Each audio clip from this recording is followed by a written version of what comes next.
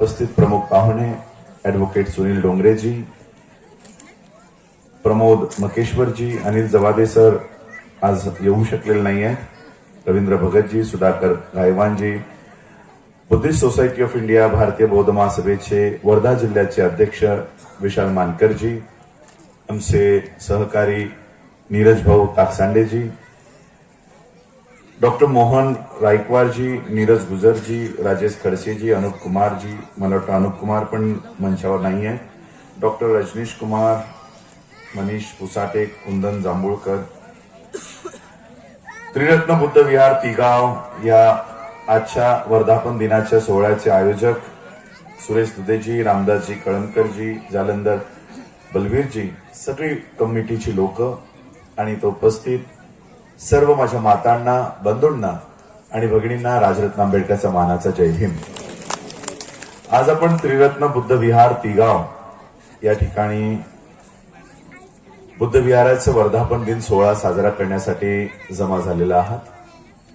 मी माझ्या वतीने, Buddhist society of India भारतीय बौद्ध महासभेच्या वतीने, आंबेडकर कुटुंबियांच्या वतीने आपल्या सर्वांना या वर्धापन दिन सोहळ्याच्या मंगल कामना देतो.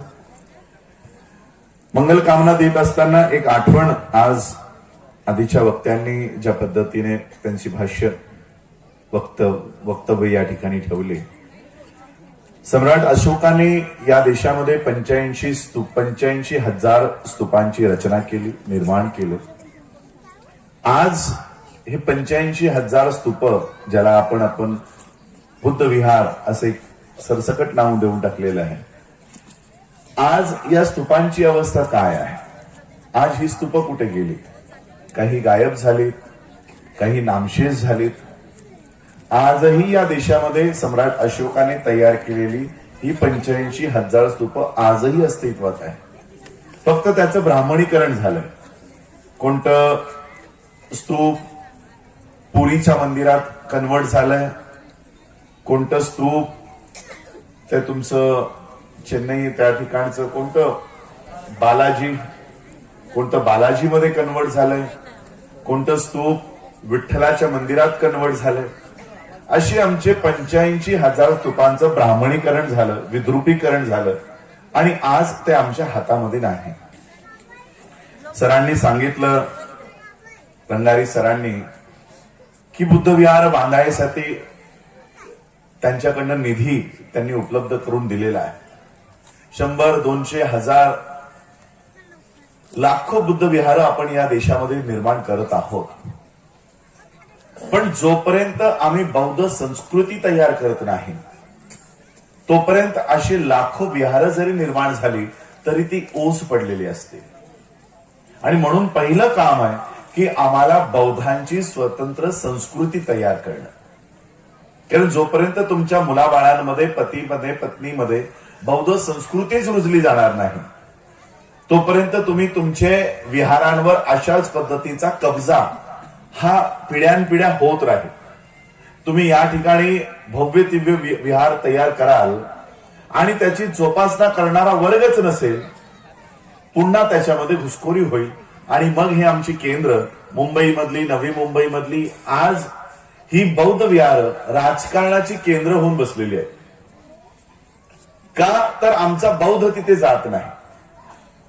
मला एक खूप चांगली गोष्ट या ठिकाणी तुम्हा सगळ्यांची आवडली, ती म्हणजे या विहाराला तुम्ही एकाही राजकारण्याचा पैसा घेत नाही.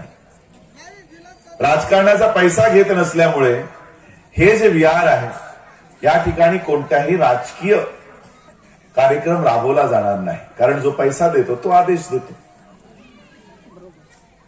आणि म्हणून आम्हाला बुद्ध विहार तयार करत असताना बाबासाहेब आंबेडकरांची बुद्ध विहारांप्रती काय अपेक्षा होती आणि या देशात एकही बुद्ध विहार नसताना, म्हणजे त्यावेळात सगळे कब्जा झाले होते. 1954 साली बाबासाहेबांनी हे भाषण दिलेलं आहे. 4 डिसेंबर 1954, रंगून बर्मा. आजचं रंगून आहे, त्यावेळेचं बर्मा. आणि या भाषणाचं टायटल आहे Buddhist movement in India a blueprint.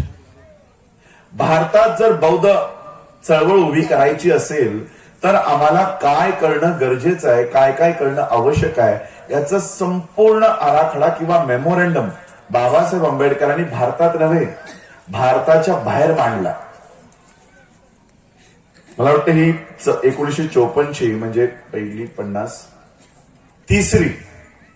तिसरी जागतिक धम्म परिषदेला बाबासाहेब उपस्थित होते आणि या परिषदेला जवळपास 54 देशाचे राष्ट्रपती, 54 देशाचे कॅबिनेट मिनिस्टर्स, बौद्ध भिक्खू अशा पद्धतीचे विद्वान लोक जगामध्ये बर्मामध्ये ही बैठक घेत होते आणि त्या बैठकीत बाबासाहेबांनी हे भाषण केलेलं आहे. बाबासाहेब म्हणतात की तुम्ही हा एवढा तामझाम केलाय, रंगूनमध्ये बर्मामध्ये तुम्ही ही परिषद भरवताय, तुमच्या परिषदेला काही अर्थ नाही. कुठं म्हणताय? बौद्धांच्या जागतिक परिषदेमध्ये बौद्धांनाच सांगताय की तुमच्या परिषदेला काही अर्थ नाही. त्यांनाच सांगताय की तुमच्या परिषदेला काही अर्थ नाही. आज जर तुम्ही मला या परिषदेला बोलवलं आणि मी तुमच्याच परिषदेवर टीका केली, परत बोलवाल का मला? नाही बोलवणार. बाबासाहेब म्हणतायत तुम्ही एवढा तामझाम केलात, एवढा खर्च केलात, काय उपयोग आहे याचा? तुमचा देश तर आधीच बौद्ध आहे. बौद्ध देशातच बौद्ध धम्माचे कार्यक्रम तुम्ही घेताय, याने बौद्ध धम्म कसा वाढणार आहे? तुम्ही तर आधीच बौद्ध झालेला आहात. मी तुम्हाला आमंत्रण देतो, तुम्ही असे कार्यक्रम भारतात करा. भारतातली लोक मी तुमच्या पाठीशी उभी करतो आणि त्यांच्यामध्ये येऊन बौद्ध धम्माचा प्रचार प्रसार करा. भारताला बौद्ध धम्माचा केंद्रबिंदू करा, असं बाबासाहेब आंबेडकर 1954च्या जागतिक बौद्ध परिषदेच्या अध्यक्षांना सुनावतात की तुम्ही भारतामध्ये या आणि तिथे धम्माची जास्त गरज आहे. का? तर तथागत बुद्धाला बुद्धत्व प्राप्त, सिद्धार्थाला बुद्धत्व प्राप्त या देशात झालं. याच देशामध्ये त्यांचं महापरिनिर्वाण आहे आणि हा देश तयार आहे, बौद्ध धम्म स्वीकारण्यासाठी तयार आहे. फक्त तुम्ही या देशामध्ये या देशाला बौद्ध धम्माचं केंद्रबिंदू करा. आणि केंद्रबिंदू करत असताना आम्हाला भारतात बुद्धिझम, बौद्ध धम्म वाढवण्यासाठी काय काय करणं गरजेचं आहे त्याचा संपूर्ण मेमोरंडम दिला. मी फक्त बुद्ध विहाराचाच पार्ट वाचून दाखवतो, बाकी खूप लेंदी मेमोरंडम आहे तो. बघा, temples should be as big as to create the impression that something big is really happening. High schools and colleges are necessary adjuncts. They are intended to create Buddhist atmosphere among the younger man. Besides, they will not only pave their way but bring a surplus which could be used for other missionary work. It should be remembered that most of the Christian missions find fund for financing their activities from the surplus revenue which is yielded by the schools and colleges they run. याचा अर्थ बाबासाहेब म्हणतात की बुद्ध विहार बनवत असताना आमचे बुद्ध विहार भव्य आणि दिव्य असले पाहिजे. लोकांमध्ये ही चर्चा निर्माण झाली पाहिजे, त्यांच्या मनावर हा ठसा उमटला पाहिजे की इथे काहीतरी खूप मोठं निर्माण होत आहे. आणि हे निर्माण होत असताना त्या विहाराच्या लगतच, त्या विहाराला लागूनच एक शाळा आणि महाविद्यालयही त्या ठिकाणी असलं पाहिजे, जेणेकरून आमची येणारी पिढी तिथे बौद्ध वातावरणामध्ये शिकतील आणि तीच लोक मिशनरी वर्क मध्येही स्वतःला ढाळून घेतील. अशा पद्धतीचं बुद्ध विहार तयार झालं पाहिजे, ज्याच्या बाजूला शिक्षणाचीही व्यवस्था असली पाहिजे. आणि ही माहिती मी तुम्हाला का देतो की उद्या जर तुम्ही हे बुद्ध विहार तयार केलं तर केवळ बुद्ध विहार तयार करू नका, त्याच्याच बाजूला शिक्षणाचीही व्यवस्था तयार करा, जेणेकरून तुमचा 5 वर्षाचा मुलगा त्या विहारात किंवा त्या पटांगणात आल्यानंतर 21व्या वर्षी ज्यावेळेस तो त्याचं शिक्षण पूर्ण करून बाहेर पडेल, तो कम्प्लिटली बुद्धिस्ट, एक पूर्ण बौद्ध म्हणून त्या पटांगणातनं बाहेर येईल. अशी व्यवस्था तुम्ही तुमच्या गावामध्ये उभी करा. हे मी नाही सांगितलं, माझ्या पदरचे विचार नाही. 1954ला बाबासाहेबांनी हे जगासमोर मांडलं की अशा पद्धतीने आम्हा लोकांना ही मुवमेंट चालवली पाहिजे. अजून एक पॉइंट जो बाबासाहेबांचा माझ्या डोळ्यासमोरच आहे, मी तो घेणार नव्हतो पण आता तो दिसलाय म्हणून मी सांगतो. आजकाल आम्हा लोकांमध्ये अनेक तोतया बौद्ध सोडण्यात आलेले आहेत. तोतया फेक बुद्धिस्ट अनेक लोक आहेत. ज्यांचा बौद्ध धम्माशी काही घेणं देणं नाही, अशी लोक आज बुद्धिझमच्या या चळवळीत सोडण्यात आलेली आहे. आणि मग आमची लोक साधी भोळी असतात, तर्क करत नाही. कुणी कोणत्या तरी चित्रपटात काम केलेला, कोणत्या तरी मालिकेत काम केलेला मग माणूस आमच्यामध्ये येतो, आम्हाला त्याचं अप्रूप असतं. अरे, या चित्रपटात याने काम केलं, आता त्याने बौद्ध धम्म स्वीकारला.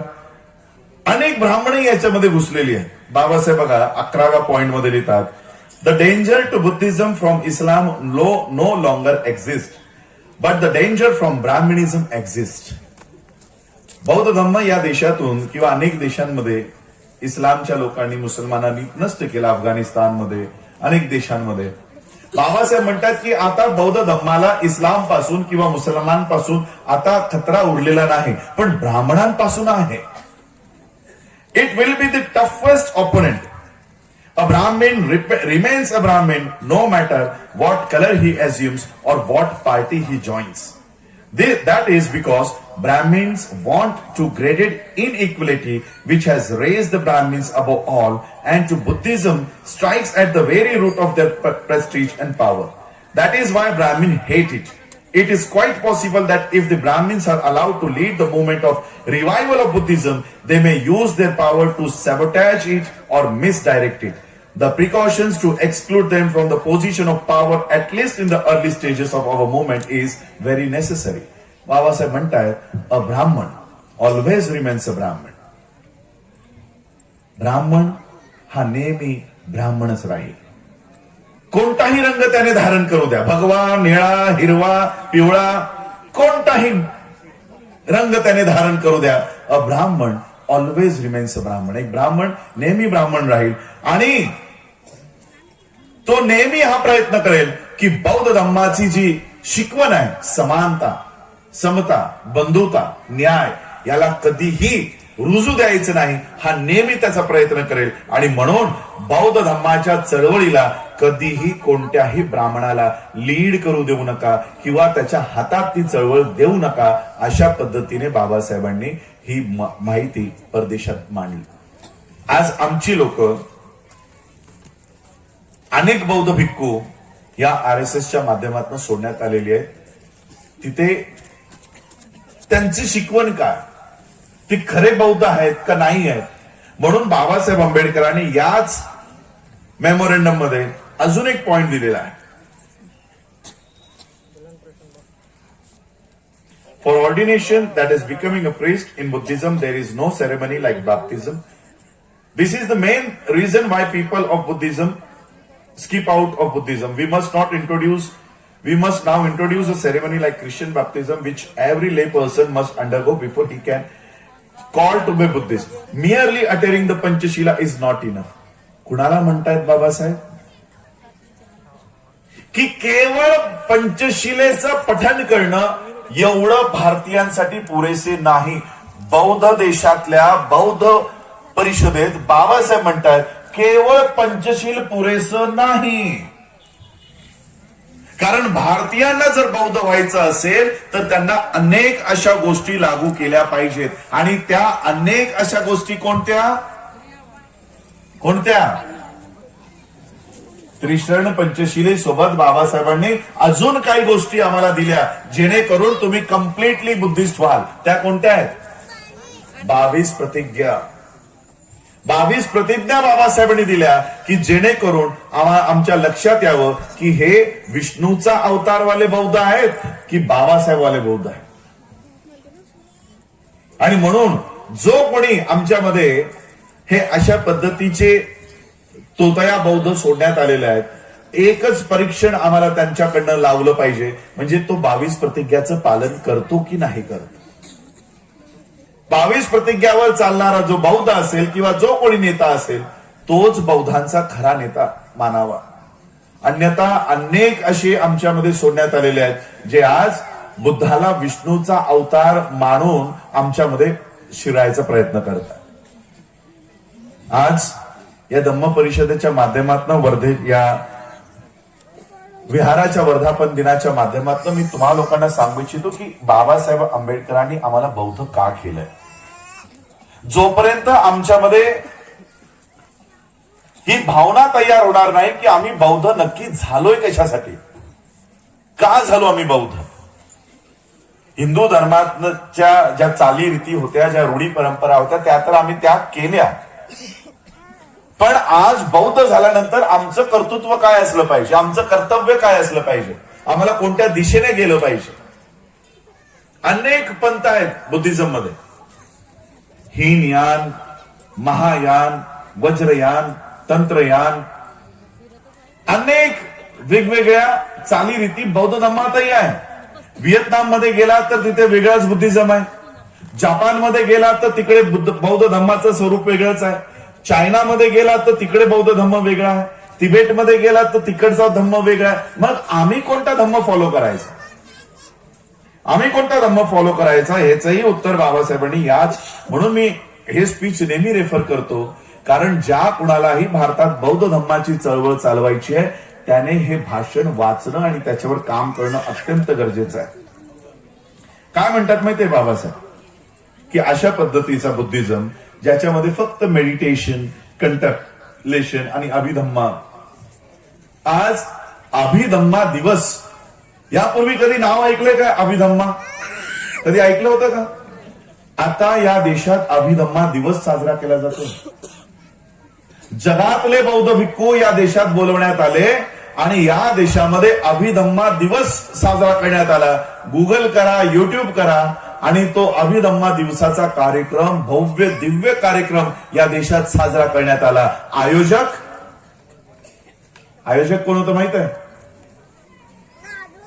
अभिधम्मा दिवस या देशात कोणी सुरुवात केली, नरेंद्र मोदी. नरेंद्र मोदीने बौद्ध धम्माच्या बौद्ध भिक्खूंना बोलावून या देशामध्ये अभिधम्मा दिवस मागच्या वर्षी साजरा केला. बाबासाहेब त्याच अभिधम्मा दिवसासाठी काय म्हणतायत, I have to emphasise this because what is emphasise is meditation, contemplation and Abhidhamma. This way of presenting Buddhism to Indians would be fatal to our cause.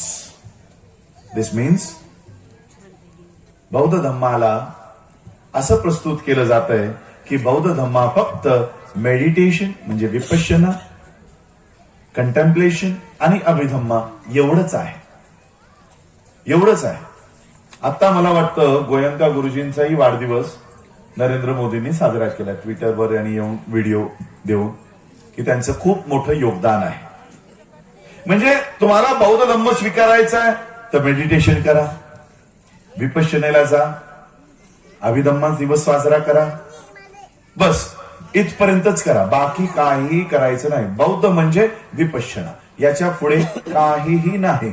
Vipassana बुद्धिझमचा भाग आहे, मी याला नकार देत नाही. मेडिटेशन, ध्यान साधना बौद्ध धम्माचा एक भाग आहे. पण बाबासाहेब काय म्हणतायत, this way of presenting Buddhism to Indians would be fatal to our cause. अशा पद्धतीचा बौद्ध धम्म भारतीयांना प्रस्तुत करणं, भारतीयांसमोर मांडणं आमच्या हेतूस हानिकारक असेल. मग आमचा हेतू काय, हेतू काय आमचा. बाबासाहेब म्हणतात this way of presenting Buddhism to Indians would be fatal to our cause. Then what is our cause? आम्ही बौद्ध का झालो, आमचा बौद्ध होण्यामागचा हेतू काय, उद्देश काय. हा हेतू काय, उद्देश काय, हा बाबासाहेब आंबेडकरांनी 15 ऑक्टोबर 1956 बौद्ध धम्माची दीक्षा झाल्याच्या दुसऱ्या दिवशी भाषणातून आम्हा लोकांसमोर प्रेझेंट केलेला आहे. हे भाषण 1954 आहे आणि बाबासाहेबांचा हेतू 1956 बाबासाहेबांनी सादर केला. बाबासाहेबांना केसरीचा पत्रकार विचारतो की बाबासाहेब, तुम्ही 1935 साली घोषणा केली की मी हिंदू धर्मात जन्माला आलो, हे माझ्या हातात नव्हतं, पण मी हिंदू म्हणून मरणार नाही, ही तुमची 1935 ची घोषणा. आणि तुम्ही 1956 बौद्ध धम्म स्वीकारताय. 1935 ते 45, 45 ते 55, 20 वर्ष आणि 56, 21 वर्षाचा कालावधी तुम्ही बौद्ध धम्म स्वीकारायला लावलात. एवढा वेळ तुम्ही बौद्ध धम्म स्वीकारायला का लावलात. बाबासाहेबांनी काय उत्तर दिलं माहित आहे, धर्माचं काम एवढं सोपं नव्हे. धर्माच्या प्रचाराचं प्रसाराचं काम एवढं सोपं नव्हे. इतके वर्ष मी जमीन नांगरत होतो.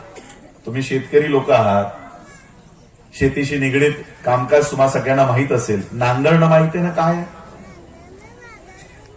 विदाऊट जमीन नांगरता शेती करता का? बीज लावता का? नाही ना.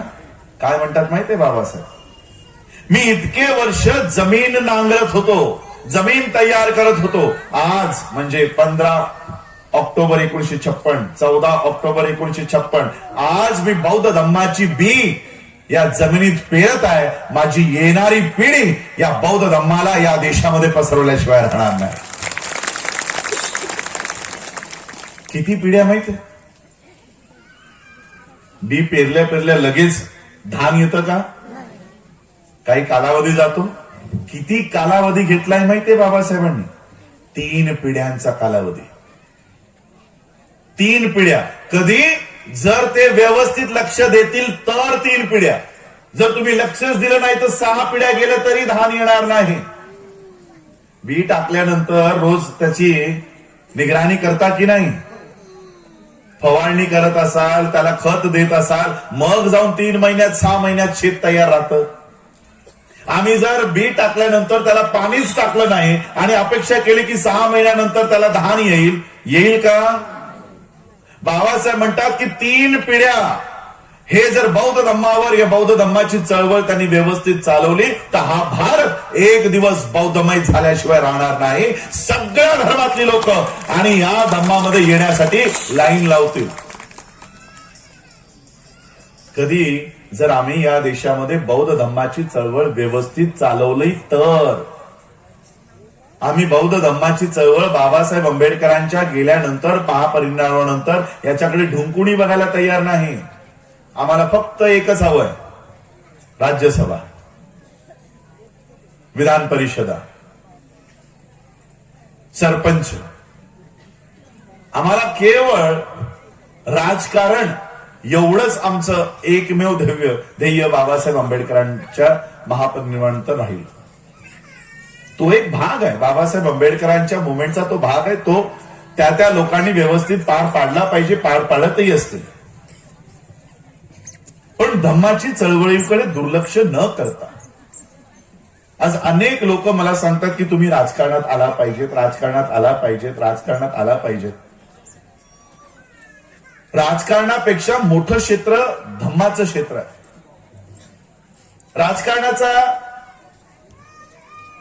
राजकारणात आल्यानंतर जास्तीत जास्त काय पदं मिळतील?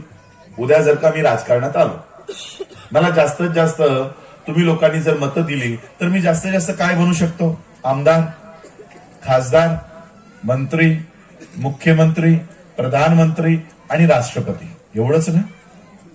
राष्ट्रपती पदावर पेक्षा मोठं पद राजकारणामध्ये नाही. राजकारणामध्ये याच्या एका देशाच्या राष्ट्रपती पदापेक्षा वर तुम्ही जाऊ शकत नाही. आज घडीला मी ही धम्माची मुवमेंट चालवतोय. मी राजकारणाचा साधा सरपंचही नाही, मी नगरसेवकही नाही, आमदारही नाही आणि खासदारही नाही. राजकारणामध्ये मी या देशाच्या एकाही छोटासा पदही माझ्याकडे नाही. पण आज घडीला बौद्धांची ही चळवळ चालवत असताना, बाबासाहेब आंबेडकरांची बुद्धिस्ट सोसायटी ऑफ इंडिया आणि भारतीय बौद्ध महासभा ही संस्था चालवत असताना, आज मी वर्ल्ड फेलोशिप ऑफ बुद्धिस्ट 128 देशांचं हे संघटन आहे, त्यांच्यासोबत बसून हे काम करतो. आणि त्याच संघटनेचा आज सचिव म्हणून मी काम करतो. 128 देशांचा 128 देशांचा सचिव म्हणून मी काम करतो. तुम्ही म्हणाला मी 3 महिने आम्ही वाढ बघतोय. आजही एका दिवशी 2 कार्यक्रम करून, आणि एका दिवशी 2 नाही, कारण मी 6 महिनेच भारतामध्ये असतो. 6 महिने 3 महिने. आता मे मध्ये मी जाणार तर डायरेक्ट मी डिसेंबरला येणार.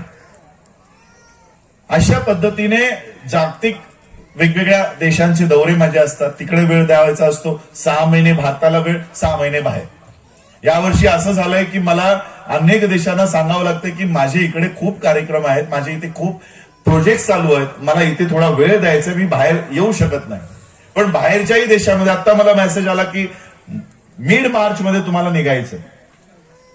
युनायटेड नेशन्स ह्युमन राईट्स कमिशनची बैठक होते आहे, मानव अधिकारांची बैठक जिनिव्हाला होते आणि त्या बैठकीला माझं नॉमिनेशन तिथे झालंय. भारतामध्ये जे काही मानव अधिकारांचे हनन होत आहे, जे काही आमच्यावर अॅट्रॉसिटीज होत आहेत, या सगळ्याचा लेखाजोखा घेऊन जाऊन मी युनायटेड नेशन्सला सादर करायला मार्च महिन्यामध्ये जाणार आहे. इकडे मी प्रधानमंत्र्याला, राष्ट्रपतीला निवेदन देत नाही, मी त्यांना तिकडे पकडत असतो, बाहेर पकडत असतो आणि मग त्यांना तिथे उत्तरं द्यावे लागतात. धम्माचं काम आज एवढं मोठं स्टेज बाबासाहेब आम्हाला देऊन गेले. 2018ला जपानमध्ये ही परिषद सुरू होती. बघा किती मोठा स्टेज बाबासाहेब आम्हाला हा देऊन गेलेला. बौद्ध म्हणून तिथे केवळ बौद्धांना आमंत्रण आहे. महार, मातंग, चांभार, ढोर, तेली, तंबोली, कुणबी यांना प्रवेश नाही. तिथे केवळ बौद्ध म्हणून तुम्ही जाऊ शकता. या बौद्ध परिषदेला ज्यावेळेस मी बौद्ध म्हणून जातो आणि अनेक देशांच्या लोकांशी ज्यावेळेस आम्ही संपर्क करतो, त्यांच्या गाठीभेटी घेतो, 2018चा प्रसंग सांगतो. चायनाची लोक आमच्या समोरून जात होती. मला त्यांनी बघितलं, गळ्यामध्ये आय कार्ड होता आणि त्याच्यावर इंडिया लिहिलं होतं. ते थांबले माझ्याकडे. त्यांना माहित नाही मी कोण आहे, काय आहे. इंडिया नाव बघून ते थांबले आणि मला विचारलं विच कंट्री, ओळख करण्यासाठी. विच कंट्री, कोणत्या देशातनं आलात. आम्ही त्यांना सांगितलं इंडिया. त्यांनी वाकून, जो आपण आदर देतो तो वाकून मला काय म्हणाले माहित आहे, ओ आंबेडकर्स इंडिया. आजही या देशाची ओळख परदेशामध्ये मोदीचा किंवा गांधीचा भारत म्हणून केली जात नाही, बाबासाहेब आंबेडकरांचा भारत म्हणून केला जातो. का तर त्यांनाही माहित आहे की सम्राट अशोकानंतर या देशामध्ये बौद्ध धम्माला कोणी पुनर्जीवित केलं असेल तर ते केवळ डॉक्टर बाबासाहेब आंबेडकरांनी केलेलं आहे, हे त्याही लोकांना माहित आहे. एवढी मोठी ओळख बाबासाहेब आंबेडकर परदेशात आमची करून गेलेली आहे, पण तिथे आम्ही जायला तयार नाही. 15 ऑक्टोबरला बाबासाहेब आंबेडकर आम्हाला ठणकावून सांगतायत की भारतातल्या भारतात आता खूप झालं. 18वा खंड पार्ट 3 डाउनलोड करा. पुस्तकं नसतील तर मराठी, हिंदी, इंग्लिश सगळ्या भाषांमध्ये उपलब्ध आहे इंटरनेटला. ते भाषण वाचा, म्हणजे आम्ही बौद्ध का झालो हे तुमच्या लक्षात येईल. आजही आमच्या लोकांमध्ये संभ्रम आहे. गणना सर्वेक्षण मराठा लोकांचं सुरू आहे, आमच्या लोकांमध्ये संभ्रम निर्माण होतो, महार लिहायचं की नाही लिहायचं. गणना त्यांची, सरकारने जाहिरात दिलेली आहे की मराठा सर्वेक्षण सुरू आहे, मराठा आणि खुल्या प्रवर्गाची माहिती घेतली जाईल, आरक्षित वर्गाची माहिती घेतली जाणार नाही. तरी आमची लोक महार लिहायचं की नाही लिहायचं, आमचा काही संबंधही नाही त्याच्यामध्ये. चला जनगणना जरी सुरू झाली, चला याच्याशी आमचा संबंध नाही, गणना जरी सुरू झाली जनगणना, तरी आमच्या लोकांमध्ये संभ्रम सुरू होतो. महार लिहायचं की नाही लिहायचं आहे की नाही सगळ्यांचा हा प्रश्न. मग आम्ही लोक एकमेकांना विचारायला लागतो काय करायचं काय करायचं. मग आमच्यामध्ये त्या लोकांच्या लक्षात येतं की या लोकांमध्ये संभ्रम आहे. मग एक व्हिडिओ करतो की महार लिहा आणि धर्म बौद्ध लिहा, दुसरा लिहितो मातंग लिहा, तुम्ही धर्म बौद्ध लिहा. बाबासाहेब आंबेडकरांचं स्पीच वाचल्यानंतर आमच्या कोणाच्याही मनात हा प्रश्न निर्माण होणार नाही. काय म्हणतात माहितीये बाबासाहेब, की बौद्ध होत असताना ज्या पद्धतीने वेगवेगळ्या नद्या आणि वेगवेगळे नाले एका महासागराला, एका समुद्राला येऊन भेटतात, त्या पद्धतीने बौद्ध व्हा, त्या पद्धतीने बौद्ध व्हा. बौद्ध झाल्यानंतर तुम्हाला कोणीही वेगवेगळं, जसं समुद्राचं पाणी एकत्रित झाल्यानंतर कोणी वेगळं करून दाखवू शकतं का की हे गंगेतनं आलं, हे यमुनेतनं आलं, हे गोदावरीतनं आलं, हे कृष्णा नदीचं पाणी, कोणी समुद्राचं पाणी विभागून दाखवू शकतं का. बाबासाहेब म्हणतात तथागत बुद्धाचा धम्म हा महासागरासारखा आहे.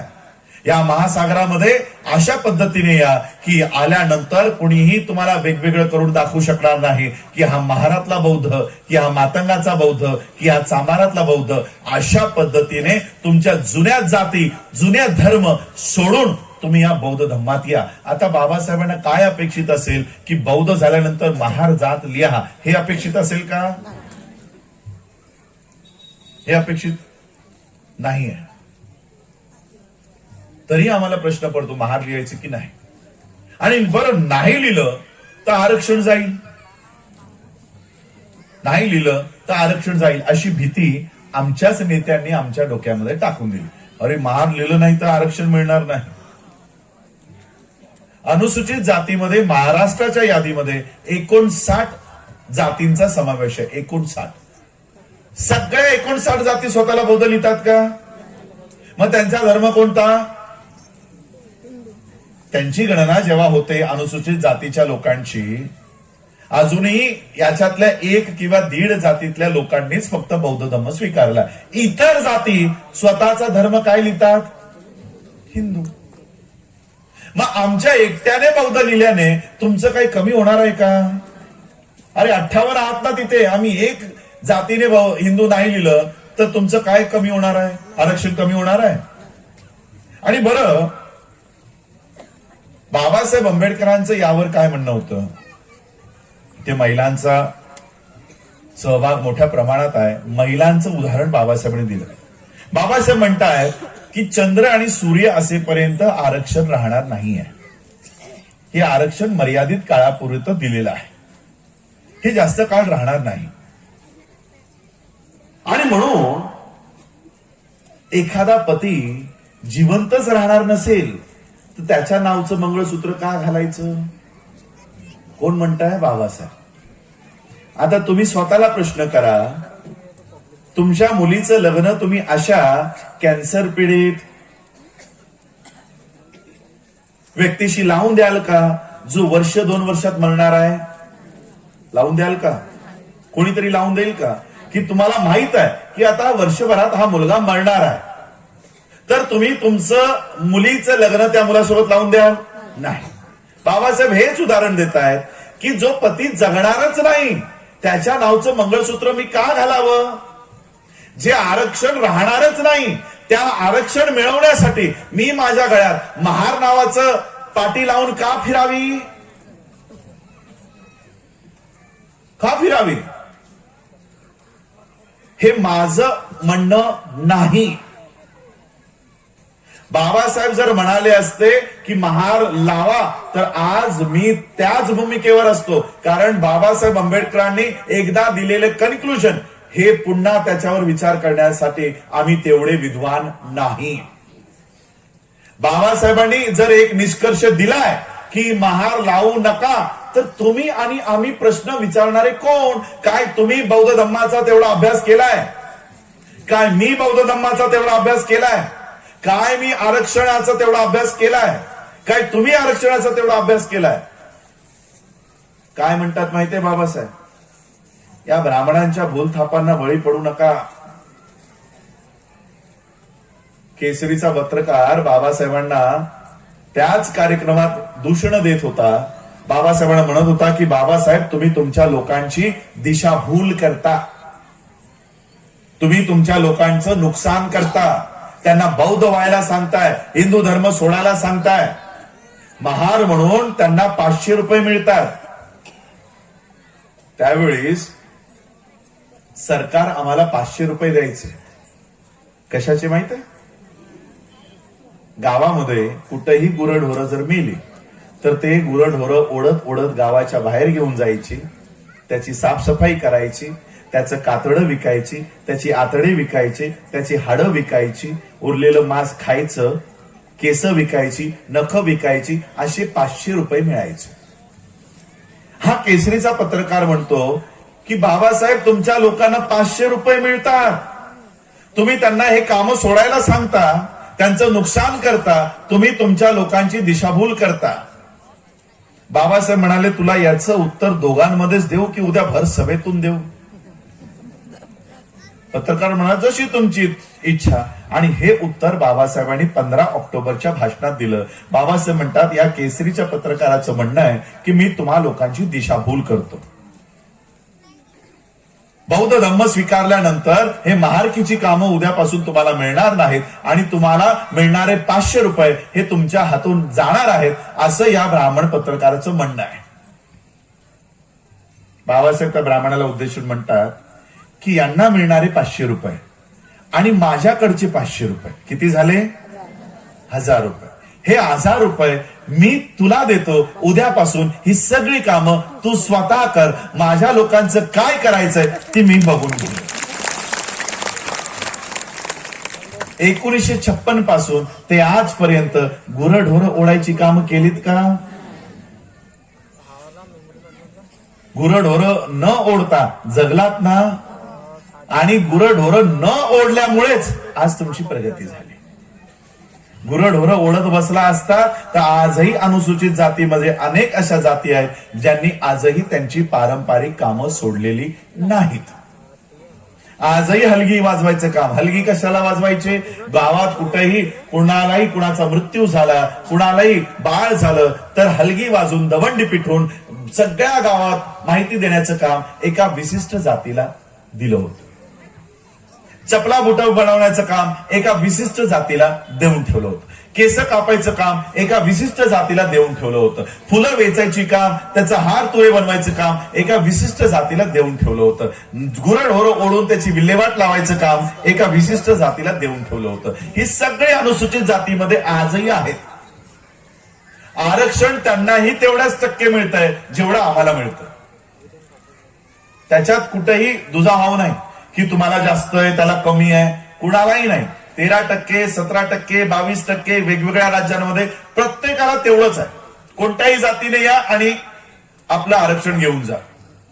मग असं असताना फक्त तुम्हीच तुमची पारंपरिक कामं का सोडलीत? त्यांनी का नाही सोडली? तुम्हीच का सोडलीत? आरक्षण तुम्हालाही तेवढंच आहे, त्यांनाही तेवढंच आहे. आणि म्हणून मी नेहमी सांगत असतो की आमची खरी प्रगती ही आरक्षणामुळे नाही. आमची खरी प्रगती झाली जी बाबासाहेब आंबेडकरांनी जो बुद्ध आम्हाला दिला त्यामुळे आज आमची खरी प्रगती झाली. अन्यथा आजही आम्ही त्याच इतर जातींप्रमाणे इथंच अडकून पडलो असतो. बुद्धामुळे आज आमची खरी प्रगती. आणि हा धम्म बाबासाहेब आम्हाला का देऊन गेले याचं उत्तर बाबासाहेब देतात.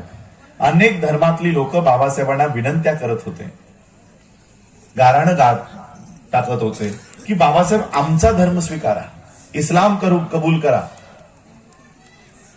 सिखिझम कबूल करा, ख्रिश्चनिटी कबूल करा. अनेक धर्माचे प्रस्थापित त्यांचे फादर्स, त्यांचे मौलाना हे बाबासाहेबांना विनंत्या करत होते की आमचा धर्म स्वीकारा. बाबासाहेबांनी सगळ्या धर्मांचा सखोल अभ्यास केला. अनेक धर्मांनी बाबासाहेबांना जमिनी देऊ केल्या, कॉलेजेस बांधून दिले, सोन्याच्या रथातून मिरवणुका काढल्या. बाबासाहेब शीख धर्माचा अभ्यास करायला त्यांनी माझ्या आजोबांना, मुकुंदराव आंबेडकरांना आणि यशवंतराव आंबेडकरांना पंजाबला पाठवलं की जा जरा बघून या, बौद्ध धर्म शीख धर्म स्वीकारल्यानंतर आमच्यासोबत कशी वागणूक केली जाईल, जरा जाऊन बघून या. ते दोघं भावंड तिकडे गेली. त्यांना असं लक्षात आलं की आम्हाला जी लंगर पद्धत आहे त्या लंगरमध्ये वेगळी भांडी देण्यात आली, आम्हाला वेगळ्या पंक्तीत बसवण्यात आलंय. ही सगळी माहिती गोळा करून त्यांनी बाबासाहेबांना दिली. अक्षरशः मुंबईमध्ये आमचे सर या ठिकाणी मुंबईचेच आहेत अध्यक्ष, त्यांना माहित असेल खालसा कॉलेज. हे खालसा कॉलेज बाबासाहेब आंबेडकरांना सिखांनी बांधून दिलं की बाबासाहेब तुमच्या समाजाला शिक्षण हवंय ना, हे आम्ही कॉलेज बांधून देतो. माटुंग्याच्या प्राईम लोकेशनवर आहे. एवढी मोठी संपत्ती बाबासाहेबांनी दिली. एवढे पैसे, नाणं, सोनं देऊनही बाबासाहेबांनी शीख धर्म स्वीकारला नाही. आणि मी का स्वीकारला नाही त्याचं उत्तर 15 ऑक्टोबरला दिलं. बाबासाहेब म्हणतात आमची लढाई पैशासाठी नाही, आमची लढाई जमिनींसाठी नाही, आमची लढाई सोन्यासाठी नाही. आम्ही लढतो, आम्ही झगडतो ते आत्मसन्मानासाठी, सेल्फ रिस्पेक्टसाठी. जर हा आत्मसन्मान आम्हाला तुमच्या धर्मात मिळत नसेल तर आम्हाला हा धर्म नको. बाबासाहेब आंबेडकरांनी लोप पावलेला बौद्ध धम्म या देशात पुनर्जीवित करायचा निर्णय घेतला, पण प्रस्थापित असलेले धर्म स्वीकारले नाही. का? तर तिथे गेल्यानंतरही दलित ख्रिश्चन, दलित मुस्लिम, दलित शीख, रविदासी शीख, मजहबी शीख, पसमांदा मुस्लिम, कुरेशी मुस्लिम, हे अशी जर जातीची नावं आम्हाला तिथे मिळणार असतील तर आम्हाला ती धर्म नको. म्हणून बाबासाहेबांनी बौद्ध धम्म स्वीकारला. पण इथं आल्यानंतरही आम्ही जाती लावतोय. महार बौद्ध, चांभार बौद्ध, मातंग बौद्ध, ही जर अशी उपाध्या लावून जर तुम्ही या देशामध्ये स्वतःची ओळख निर्माण केली तर जगातला एकही बौद्ध देश तुमच्यापर्यंत येणार नाही. महार बौद्धांना या गावाच्या बाहेरही कुणी विचारणार नाही, कुणी विचारणार नाही. आणि म्हणून या जातीची नावं लावून फिरण्यापेक्षा स्वतःची ओळख या जातीच्या पूर्ती करून घेण्यापेक्षा स्वतःची ओळख जर आम्ही बौद्ध म्हणून केली तर केवळ वर्धाच नव्हे, महाराष्ट्राच नव्हे, भारत नव्हे तर जगातले 134 बौद्ध देश हे आमच्या स्वागतासाठी तत्पर उभे असतील. एवढी मोठी ताकद बाबासाहेब आमच्या पाठीशी उभी करून गेले. आज विचार करा ना, काय नरेंद्र मोदी बौद्ध आहे? कट्टर हिंदू आहे की नाही? हिंदू धर्माचा प्रचार प्रसार करणारा. असं म्हणा की तो प्रधानमंत्री आहे की त्यांचा काय ते पद असतं धर्माचं, पुरोहित, संत, शंकराचार्य. या देशाने प्रधानमंत्री निवडलाय की शंकराचार्य निवडलाय? आज या मंदिरात, उद्या त्या मंदिरात, इथं लोटांगण घाल, तिथे लोटांगण घाल, इथे समाधीला बस, हेच फोटो आणि व्हिडिओ चालू आहेत. देशाची अर्थव्यवस्था खाईच चालली आहे, तिथे लक्ष नाही. देशामध्ये बेरोजगारी वाढत चालली आहे, तिथे लक्ष नाही. अत्याचार वाढत चालले, तिथे लक्ष नाही. हा आपला या मंदिरात त्या मंदिरात फिरतो. कट्टर हिंदू आहे की नाही? त्याचं शिक्षण, प्रशिक्षण माहितीये तुम्हाला काय आहे? RSS नावाचं संघटनेमध्ये त्याचं प्रशिक्षण झालंय. RSS ही बौद्ध धम्माच्या विरोधात उभी केलेली एक संघटना आहे. आणि हे मी नाही सांगत आहे, बाबासाहेब आंबेडकरांचं एक वाक्य आहे. बाबासाहेब म्हणतात, history of India is nothing but battle between Buddhism and Brahmanism. भारताचा इतिहास दुसरा तिसरा काही नसून बौद्ध धम्म आणि ब्राह्मणी धर्म यातला संघर्ष होय. बौद्ध धर्माचा प्रचार आणि प्रसारासाठी बाबासाहेब आंबेडकरांनी बुद्धिस्ट सोसायटी ऑफ इंडिया, भारतीय बौद्ध महासभा तयार केली त्या काळात. मग ब्राह्मणी धर्मासाठी कोणती संस्था होती? ब्राह्मणी धर्माचा प्रचार आणि प्रसार व्हावा म्हणून RSS नावाचं संघटन तयार होतं. ते या देशात ब्राह्मणी धर्माचा प्रचार आणि प्रसार व्हावा म्हणून लोकांमध्ये जाऊन ते प्रशिक्षण देत होतं. आणि त्यात या देशाच्या प्रधानमंत्र्याचं शिक्षण झालेलं आहे. कशामध्ये? जे ब्राह्मणी धर्माला नष्ट करणारं संघटन आहे त्याच्यात या देशाच्या प्रधानमंत्र्याचं प्रशिक्षण झालेलं आहे. त्यासाठी त्याने त्याची स्वतःची बायकोही सोडली. एवढा मोठा त्याग केला. आता विचार करा, ज्या माणसाला संपूर्ण आयुष्य बौद्ध धम्म नष्ट करण्यासाठी तयार केलाय, तो माणूस परदेशात गेल्यानंतर त्याला मजबुरीने त्याच बुद्धाला नतमस्तक व्हावं लागतं आणि सांगावं लागतं, कबूल करावं लागतं की मी भारतातून आलोय आणि भारत बुद्धाचा देश आहे. किती मोठी ताकद बाबासाहेब तुमच्या हातात देऊन गेले की जो बौद्ध धम्माचा विरोधक आहे त्यालाही कबूल करावं लागतंय की भारत बुद्धाचा देश आहे. भारत काय हिंदू राष्ट्र नाही, भारत काय गीतेवर आणि महाभारतावर चालत नाही, भारत बुद्धाच्याच तत्वज्ञानावर चालतो. हे कुठं सांगावं लागतंय? परदेशात. भारतात आल्यानंतर हिंदू राष्ट्र. भारतात आल्यानंतर मीडिया संपूर्ण त्यांच्या हातात असल्यामुळे भारतात हिंदू राष्ट्राचा प्रचार करतोय हे बाहेर ते सांगतच नाही. अंबानी, मितू अंबानीचा व्हिडिओ बघितला? भारतात जय श्रीराम, भारतामध्ये. भारताच्या बाहेर गेल्यानंतर I came from land of Buddha. कुठे? US मंचकावर. मी बुद्धाच्या देशातून आली आहे. आणि भारतात आल्यानंतर जय श्रीराम. हे एका बापाचे नाही.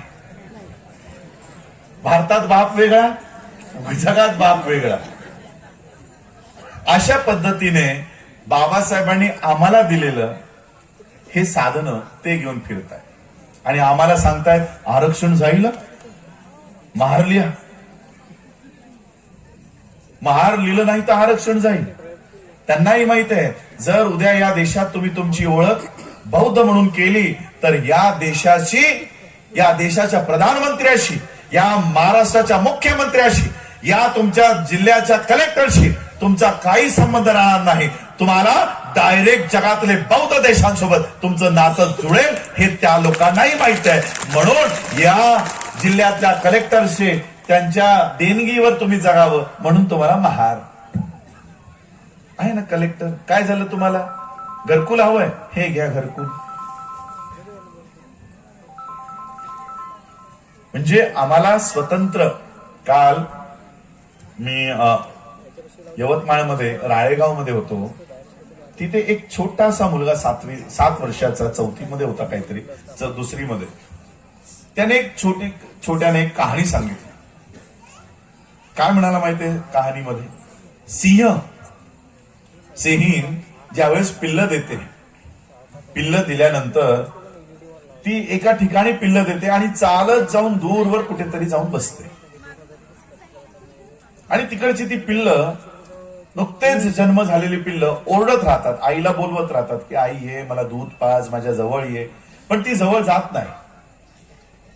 मग थोड्या वेळाने ती पिल्ल काय करतात, ती उठून उभी राहतात आणि आईकडे चालत जातात. आहे ना, आईकडे चालत जातात. आणि जी पिल्ल तिच्याकडे येतात ती त्या पिल्लांना जवळ घेते, त्यांचं संगोपन करते. आणि जो पिल्लू उठून उभा राहू शकला नाही, जे बछड उभं राहू शकलं नाही, ती सिंह काय करते माहितीये, त्याच्या जवळ जाते आणि त्याला खाऊन टाकते. का खात असेल, का खाते माहित आहे, कारण तिला माहित आहे की हे माझं बाळ कमजोर निघालंय, हे स्वतःच्या पायावर उभं राहू शकणार नाही, हे शिकार करू शकणार नाही. उद्या जंगलात जर हे एकटं पडलं तर उद्या कोल्हे कुत्रे येऊन याची शिकार करतील आणि याला मारून टाकतील. त्यापेक्षा मीच आज याचा बळी घेते आणि ती त्याला खाऊन टाकते. का तर तू तुझ्या पायावर उभा राहू शकत नाहीस म्हणून. आज आमचा जन्म या देशामध्ये, जरी तुमच्या डेट ऑफ बर्थ वेगवेगळ्या असल्या तरी आमचा जन्म 1950 ला झाला. 26 जानेवारी 1950 ला या देशात संविधान लागू झाल्यानंतर खऱ्या अर्थानं आम्हाला जीवन प्राप्त झालं. त्यापूर्वी आम्ही मनुस्मृतीच्या कायद्याप्रमाणे जीवन जगत होतो. 1950 ते आजपर्यंत काय आम्ही स्वतःच्या पायावर उभे राहू शकलो, काय आम्ही आमच्या शैक्षणिक व्यवस्था उभ्या केल्या, काय आम्ही आमचा मीडिया उभा केला, काय आम्ही आमच्या अर्थव्यवस्था उभ्या केल्या. आजही शिक्षणासाठी आम्ही दुसऱ्यावर निर्भर आहोत. मुलं आम्ही पैदा करतोय, त्यांना वाढवतोय आम्ही, त्यांना लसी आम्ही देतोय, त्यांचं अन्न पाणी आम्ही बघतोय, त्यांना कपडे लत्ता आम्ही देतोय, त्यांना पोसतोय आम्ही. शाळेत गेल्यानंतर शिकतात काय, गुरु ब्रह्मा गुरु विष्णू गुरुदेव महेश्वरा. शाळेत गेल्या गेल्या आधी हे, मग मराठी, गो गणपतीचा, गो भटाचा. ती लोक सांगतायत, त्यांचे शंकराचार्य साध्वी तुम्हाला सांगतात 10 बच्चे पैदा करो, 10 बच्चे पैदा करो. का आयते मिळतात त्यांना, त्यांना एकही बाळ पैदा करायची हिम्मत नाही, ताकद नाही, म्हणून ते तुमच्या मुलांना काबीज करताय शाळेमध्ये. कारण ते शाळा बनवत नाहीत, ते बेंच आणत नाहीत, ते इमारत बनवत नाहीत, ते टीचर बनत नाहीत. सरळ शिक्षण मंडळ ताब्यात घेतात, फक्त पुस्तक लिहितात आणि आमच्या मुलांच्या शाळेमध्ये ही पुस्तकं शिकवली जातात. आता गीता शिकवली जाणार आहे माहित आहे का, गीता, वेद, महाभारत. आता पुढच्या वर्षापासून तुमची मुलं हे शिकायला सुरुवात करणार आहे. त्यांचा एकही मुलगा या शाळेमध्ये शिकणार नाही. त्यांची सगळी मुलं हे लॉर्ड माउंट मध्ये शिकतील, कॅम्ब्रिज मध्ये शिकतील, ऑक्सफोर्डला शिकतील, रायन इंटरनॅशनलला शिकतील आणि जिथे धर्माचं शिक्षण देणार आहेत तिथे तुमची मुलं असतील. आयते तुमची मुलं त्यांना सापडतात. बौद्धांची मुलं संस्कृती, ब्राह्मणांची. आणि म्हणून मी सुरुवात केली की बौद्ध संस्कृती आम्हाला जतन करणं गरजेचं आहे. आज आमची मुलं कावड यात्रा सुरू होते महाराष्ट्रात. कावड यात्रा, शेड्यूल कास्टची लोक आज ही कावड यात्रा काढतायत. अशा पद्धतीने महाराष्ट्रामध्ये या कावड यात्राने घुसखोरी केलेली आहे. आणि म्हणून आम्हाला आमच्या स्वतंत्र व्यवस्था तयार करायच्या, त्याच्यावर आम्ही काम सुरू केलेलं आहे. बुद्धिस्ट सोसायटी भारतीय बौद्ध महासभेच्या माध्यमातून आम्ही 60 एकर जमीन या नागपूर लगतच कामठी रोडला आम्ही तिथे प्राप्त केली आणि वर्ल्ड बुद्धिस्ट युनिव्हर्सिटी निर्माण करत आहोत. ज्या पद्धतीने बाबासाहेबांनी सांगितलंय की भव्य आणि दिव्य काहीतरी सुरू झालं पाहिजे, जिथे कॉलेज आणि स्कूल असल्या पाहिजेत, अशी 60 एकर मध्ये ही युनिव्हर्सिटी तयार करत आहोत. आणि अनेक विश्वातल्या युनिव्हर्सिटीजना आम्ही आमंत्रण दिलेलं आहे. ऑक्सफर्ड असेल, कॅम्ब्रिज असेल, टेक्सास युनिव्हर्सिटी असेल, MC युनिव्हर्सिटी असेल, व्हिएतनाम बुद्धिस्ट युनिव्हर्सिटी असेल, या प्रत्येकाची एक एक ब्रांच आम्ही त्या जमिनीवर उभी करत आहोत. 700 कोटीचा बजेट आहे. 700 कोटी. 700 कोटी ऐकल्यानंतर आमच्या लोकांना वाटतं, अरे एवढा पैसा तर आमच्या समाजाकडे नाही, आम्ही हे तयार नाही करू शकत. आमची कार्यकर्ते मायूस होऊन जातात. सर 700 कोटी कुठून येते? अरे 700 कोटीच आहे, जास्त मोठी रक्कम नाहीये. 700 कोटी.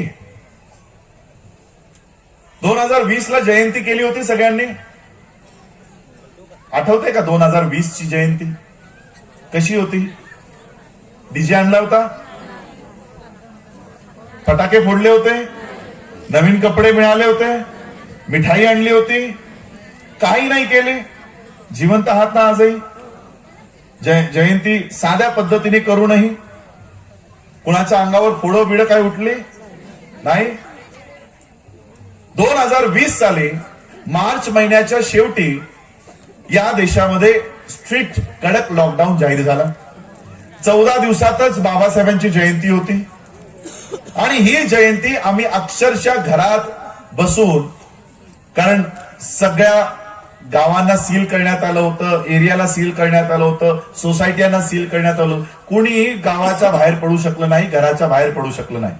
घरामध्ये जी काय उरलेली मेणबत्ती असेल, नवीन एखादी मेणबत्ती असेल, ती मेणबत्ती बाबासाहेबांच्या फोटो समोर लावली, एखादं फूल टाकलं, हात जोडले आणि जयंती झाली. त्याच वर्षी, कारण माझे PhDचा अभ्यासक्रम सुरू होता, मी माझा अभ्यास फायनान्सवर होता, म्हणून मी इकॉनॉमिक टाइम्स ऑनलाईन हा वाचत होतो. हा 16 एप्रिलचा इकॉनॉमिक टाइम्स ऑनलाईन वाचत असताना मला एक बातमी त्या अर्थव्यवस्थेच्या पेपरमध्ये दिसली. ती बातमी होती की बाबासाहेब आंबेडकरांची जयंती भारतात साजरी होऊ शकली नाही कोरोनामुळे. मी विचार केला, या इकॉनॉमिक टाइम्सच्या या ब्राह्मण पत्रकाराला, हा पेपर ब्राह्मणांचा, याला का दुःख होतंय की बाबासाहेबांची जयंती झाली नाही म्हणून. म्हणून मी ती बातमी क्लिक केली. ती संपूर्ण बातमी माझ्या डोळ्यासमोर आली. त्या बातमीचं संपूर्ण आशय काय होता माहित आहे?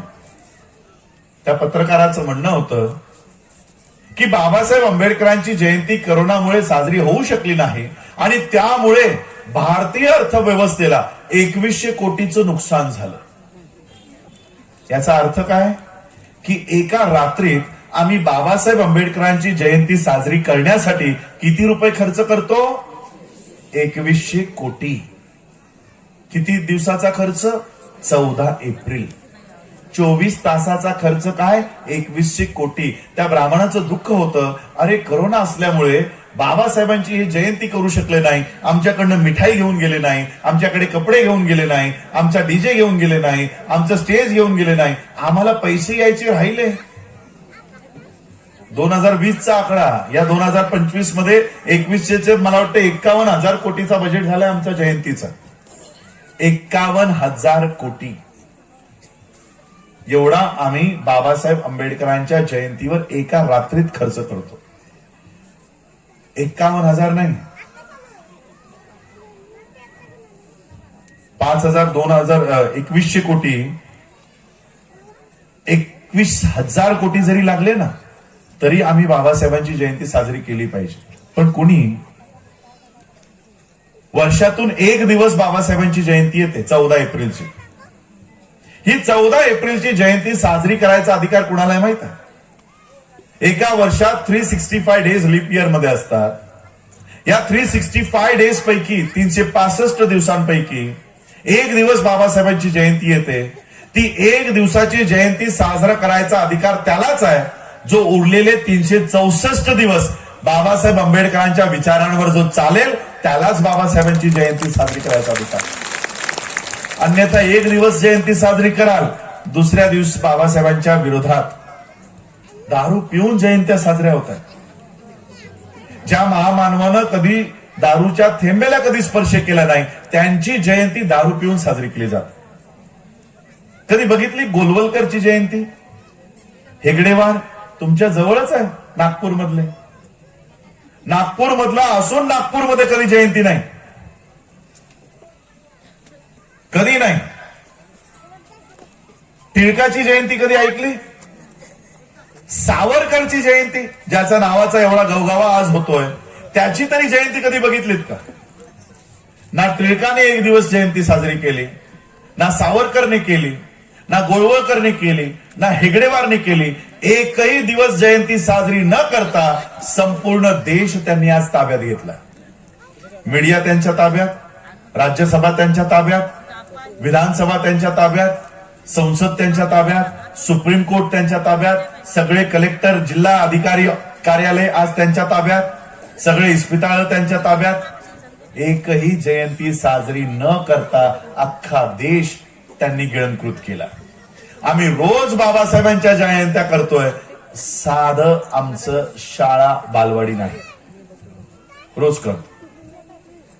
आणि म्हणून आम्हा लोकांना आमची आज 2100 कोटी जरी आम्ही धरले आणि 700 कोटीची एक युनिव्हर्सिटी, एका रात्रीत अशा 3 युनिव्हर्सिटी तयार करू शकतो आम्ही.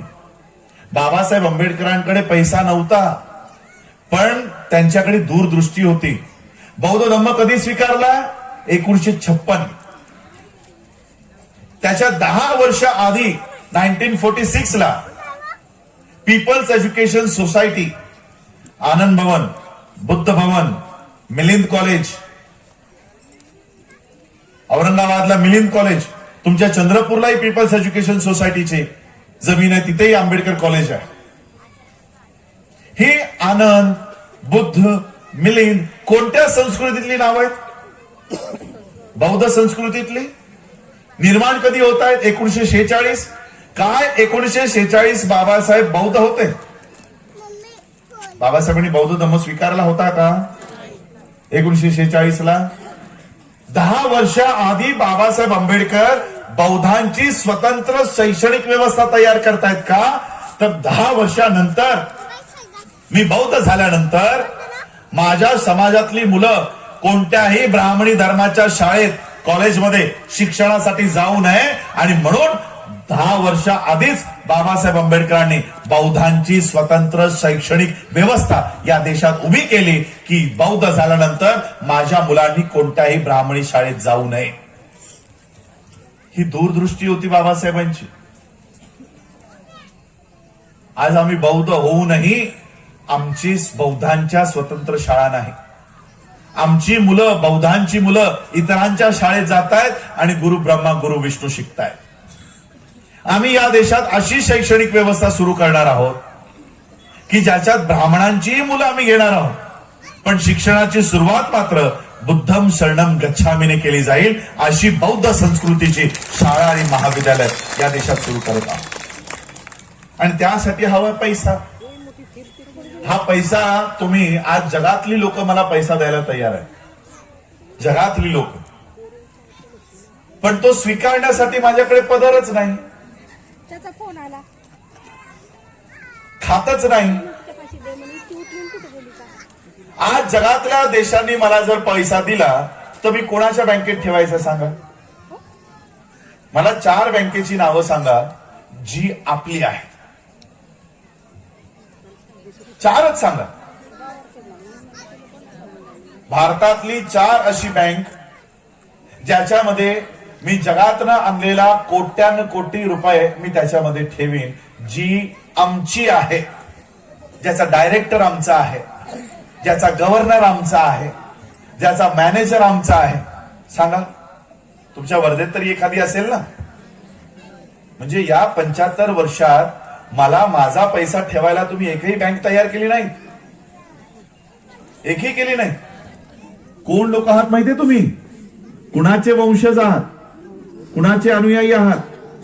ज्या महामानवानं आजपासून ग्रंथ तयार केला, निर्माण केला, त्यांचा थिसिस तयार केला आणि ब्रिटिशरांना वाटलं की अरे हो, या विद्यार्थ्यानं जे रेकमेंडेशन दिलेत ते योग्य आहेत आणि म्हणून बाबासाहेब आंबेडकरांच्या रेकमेंडेशन्सवर त्यांनी भारतात अंमलबजावणी केली आणि रिझर्व्ह बँक ऑफ इंडिया ही बाबासाहेब आंबेडकरांच्या त्या ग्रंथावर तयार झाली आणि संपूर्ण बँकिंग सिस्टम ज्या महामानवानं दिली त्यांचे तुम्ही वंशज आहात. ज्या महामानवानं या देशातली बँकिंग सेक्टर, बँकिंग सिस्टम उभी केली त्यांचे तुम्ही अनुयायी आहात. काय आमची एकही बँक नसावी? एकही आमची बँक नाही. सगळ्या लोकांची खाते आहेत बँकेमध्ये. मग आम्ही आमचा कमावलेला पैसा कुणाच्या स्वाधीन करतोय, कुणाला देतोय? जसं मी सांगितलं की ती लोक शाळा उभी करत नाही, बेंच आणत नाही, फळं आणत नाही, तास उभं राहून शिकवत नाही. फक्त काय करतात? शिक्षण मंडळ ताब्यात घेतात, पुस्तकं लिहायचं मंडळ ताब्यात घेतात आणि तुमच्या मुलांचा वापर त्यांच्या व्यवस्थेला करतात. तसंच तुमच्या पैशांसोबत करतात. ते नोकऱ्या करत नाही, ते शेती करत नाही, ते लेबर वर्क करत नाही, ते तुमच्या महिला गृह उद्योग तुम्ही करतात तेही करत नाही, काही करत नाही. फक्त काय करतात? एक बँक तयार करतात आणि सगळं काम तुम्ही करता, तुम्ही पैसा कमवता आणि कमावलेला पैसा त्यांच्या बँकेत जाऊन ठेवता. काही काम करत नाही. आयता पैसा त्यांना रोज येतोय. काम त्यांच्यासाठी तुम्ही करता, तुम्ही लोक काम करताय आणि त्यांना आयता पैसा मिळतोय. अंबानी, अडाणी या देशात काहीही काम करत नाही. कधी बघितलंय का अडाणीला हातात घमेलं घेऊन एअरपोर्ट बांधायसाठी सिमेंट ओतताना बघितलंय का? करतोय का तो एअरपोर्ट बांधायचं काम, रस्ते बांधायचं काम? एक तरी वीट उचलून आणून एक तरी खडी तिथे टाकायचं काम करताना फोटो बघितला का? नाही. या देशाचे रस्ते बनवायचं काम अडाणी करतोय, या देशाचे एअरपोर्ट बनवायचं काम अडाणी करतोय, या देशाचे रेल्वेच्या धावत आहेत ना आता. कोणत्या नवीन रेल्वे आल्यात बुलेट ट्रेन प्रमाणे? काय म्हणतात त्याला? मेट्रो नाही, अजून काहीतरी नाव दिलं त्यांनी. वंदे भारत. या सगळ्या अडाणीच्या पांढऱ्या पांढऱ्या ट्रेन पळतात. एक तरी ट्रेन बनवताना बघितलं त्याला? त्याने काय केलं? पैसा लावला. पैसा लावलाय ना फक्त. मग पैसा लावला कुणाचा? अडाणी जागतिक श्रीमंतांच्या यादीमध्ये दुसऱ्या क्रमांकावर आहे. दुसऱ्या क्रमांकावर. ज्या बँकेमध्ये तुम्ही तुमचा कमावलेला पैसा ठेवता ती बँक, मी तुम्हा लोकांना अंदाजे काही सांगणार नाही. तुम्ही जे काही सांगता, मी जे काही सांगतो ते तुम्ही व्हेरीफाय करू शकता. ही बातमी आहे 31 मार्च 2022 ची. द हिंदू नावाचा इंग्लिश न्यूजपेपर आहे, ब्राह्मणांचा न्यूजपेपर आहे. त्या न्यूजपेपरची बातमी आहे, State Bank of India underwrites the entire depth of 12,770 crore of Adani's new Mumbai airport. Navi मुंबईला एअरपोर्ट बांधण्यासाठी स्टेट बँक ऑफ इंडिया अडानीचे 12,770 करोड रुपये माफ करते. लोन देत नाही, दिलेल्या लोन पैकी माफ करते. आपण कधी माफ करतो? जर कुणाकडनं 505 रुपये यायचे असतील तर आपण काय म्हणतो? वरचे 5 रुपये नको देऊ, 500 रुपयेच दे. हे चिल्लर त्यांनी माफ केली आहे. म्हणजे विचार करा, लोन घेतल्याची रक्कम काय आहे माहिती नाही, फक्त 12,770 कोटी रुपये माफ केले. दुसरी बातमी, 72,000 crore of Adani loan wave of. अजून काही बँकेने अडानीचे 72,000 करोड रुपये माफ केले. 35,60,000 crore of bank loans waived of. सगळ्या देशातल्या बँकेतलं 35,60,000 लोन अडाणीचे माफ केले जाते का? चांगलं काम करतोय? नाही, नरेंद्र मोदी मित्र आहे. हा मोदीला प्रचार करायला जेट देतो, एरोप्लेन देतो, हेलिकॉप्टर देतो, प्रचाराला टीव्ही, सगळे टीव्ही चॅनल अडाणी विकत घेतलेत, सगळ्या चॅनलवर अडाणीची जाहिरात, मोदीची जाहिरात करतो, बदल्यात नरेंद्र मोदी या बँकेतले पैसे देतो. कुणाचे उचलून देतो? आता एक साधा आणि सोपा प्रश्न, जगातला एवढा श्रीमंत माणूस दुसऱ्या क्रमांकावरचा, तो त्याचा संपूर्ण कमावलेला पैसा भारताच्या एका गव्हर्नमेंट सरकारी बँकेत पैसा ठेवेल का? स्टेट बँक ऑफ इंडिया तुमच्या वर्धेलाही आहे ना. या पब्लिक सेक्टर बँक मध्ये अडाणी त्याचा पैसा ठेवेल का? त्याचे पैसे कुठे आहेत माहित आहे? Bank of China, bank of America, Swiss bank, या इंटरनॅशनल बँकेत तो सगळा पैसा त्याचा ठेवतो. आणि घेताना कुठून घेतो? एसबीआय. मग या एसबीआय मध्ये पैसे आहेत कुणाचे? तुम्हा लोकांची.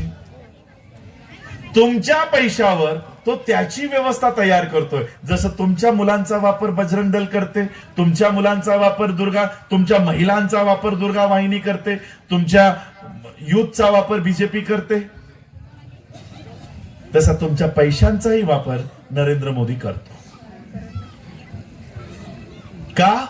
तर 75 वर्षात आम्ही आमचा पैसा ठेवण्यासाठी स्वतंत्र बँक तयार केली नाही. एवढीच आमची चूक आहे. आमची चूक काय? की बाबासाहेब आंबेडकरांनी दिलेल्या बँकिंग सेक्टरचा प्रॉब्लेम ऑफ रुपीला आम्ही ओपन केलं नाही, उघडलं नाही, ते वाचलं नाही आणि त्याच्यावर आम्ही काम केलं नाही. त्याचा परिणाम आहे की आज आरक्षण संपुष्टात येत आहे, नोकऱ्या संपुष्टात येत आहेत. सरांनी सांगितलं की 20वा हिस्सा देत जा. बाबासाहेबांनी अपेक्षा केली की तुमच्या नोकरीतला 20वा हिस्सा, तुमच्या पगारातला 20वा हिस्सा देत जा. आता द्यायची काही गरजच लागणार नाही, नोकऱ्याच राहणार नाही, नोकऱ्याच नाही. जेव्हा द्यायची वेळ होती तेव्हा दिली नाही, स्वतःची व्यवस्था उभी केली नाही. आता जे काय होतं ते हातातनं निसटणार आहे, संपणार आहे. आणि म्हणून या देशामध्ये आम्ही ही सगळी पाहणी करतो. मी स्वतः एक फायनान्शियल अॅनालिस्ट आहे. माझा जो प्रोफाईल आहे फायनान्शियल अॅनालिस्टचं शिक्षण माझं FA, त्याला मोठ्या मोठ्या परदेशात त्याला FA म्हणून म्हणतात. या अॅनालिस्टचं शिक्षण माझं आहे. हे शिक्षण करूनही मी नोकरी पत्करली नाही. का? नोकरी पत्करली असती तर दुसऱ्याच्या कंपनीला बसून दिवसभर मला त्याची कंपनी वाढवायचं काम करावं लागलं असतं. मी माझं शिक्षण दुसऱ्याची कंपनी वाढवण्याऐवजी माझ्या शिक्षणाचा वापर मी माझ्या समाजाच्या वाढीसाठी लावीन. आणि म्हणून मी आज या देशामध्ये, संपूर्ण देशामध्ये फिरून मी समाजाचं उत्थान, समाज कसा स्वतःच्या पायावर उभा राहील त्याच्या प्रकल्प घेऊन लोकांमध्ये जातोय. आज मला जर 700 कोटीचा युनिव्हर्सिटीचा प्रोजेक्ट तयार करायचा असेल तर आधी मला पैसे मागावे लागतील. पैसे असले तर मी युनिव्हर्सिटी उभी करीन. पैसे आमच्याकडे नाहीत, हे आधी डोक्यातनं काढून टाका. डोक्यातनं काढून टाका. जो समाज 2100 कोटी एका रात्रीत खर्च करू शकतो तो काही स्वतःची युनिव्हर्सिटी बनवू शकत नाही, स्वतःचा मीडिया तयार करू शकत नाही. आणि म्हणून हा पैसा ठेवण्यासाठी की मी लोकांकडनं पैसे तो घेतोय, जगातली लोक मला पैसे द्यायला तयारही आहेत, पण मी हा ठेव कुठे? पुन्हा अडाणी अंबानीला मदत करणाऱ्या बँकेमध्ये. आणि म्हणून मागच्या 2 वर्षात आम्ही हे सगळं नियोजनबद्ध पद्धतीने काम करून आज 1.5 कोटी रुपये भारत सरकारच्या कोऑपरेटिव्ह डिपार्टमेंटला देऊन आम्ही ती मान्यता, बँकेची मान्यता मिळवली. आणि doctor Bhimrao Ramji Ambedkar multi state cooperative बँकेची निर्मिती केली आहे. करणार आहोत सांगत नाहीये, केली आहे, केली आहे. आमचे नीरज भाऊ आहेत का इथे? नीरज भाऊ आहेत, विशाल भाऊ आहेत.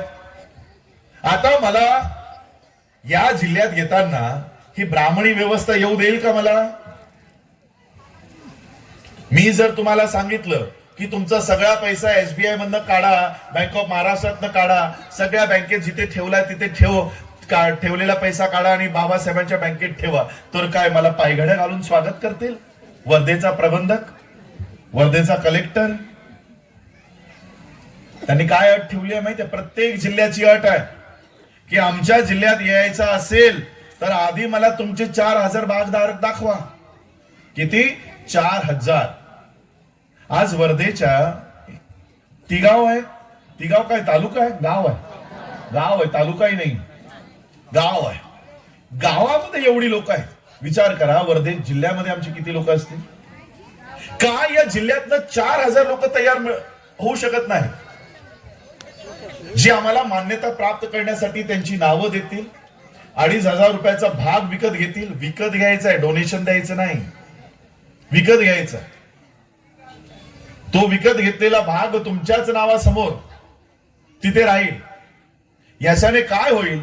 जी बँक आम्ही तिची मान्यता मिळवली आहे तिची ब्रांच आम्हाला या वर्धेला देणं आम्हाला सोयीस्कर होईल.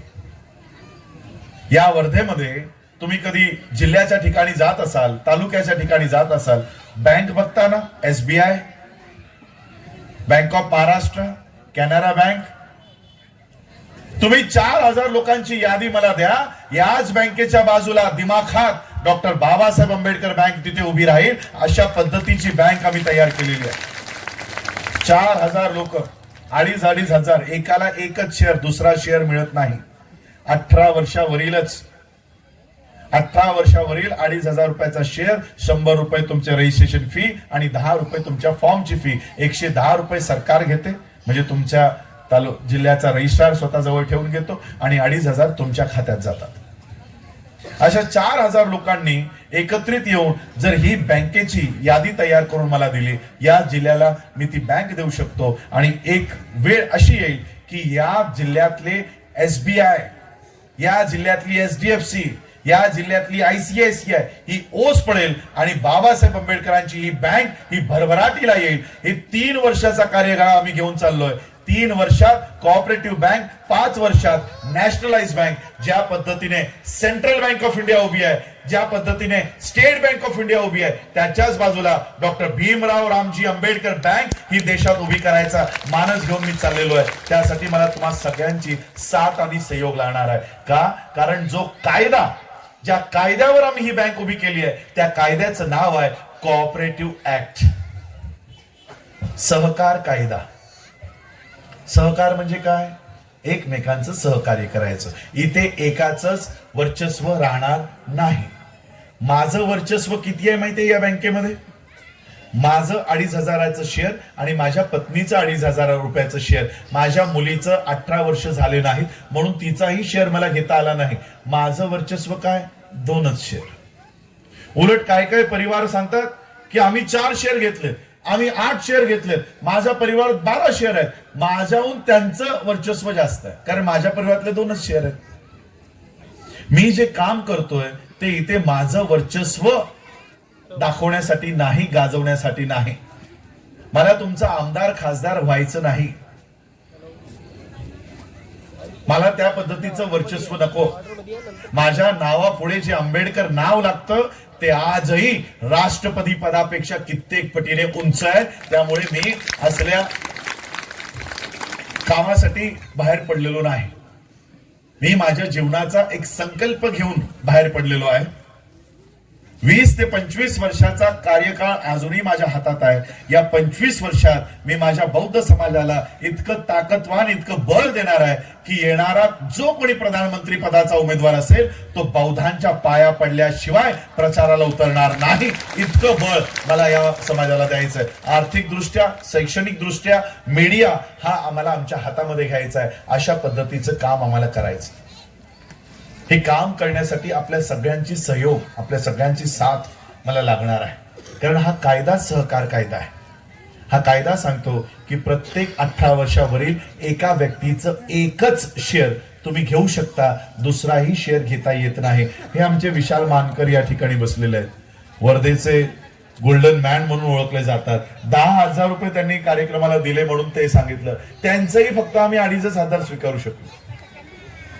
5,000 घेता येत नाही.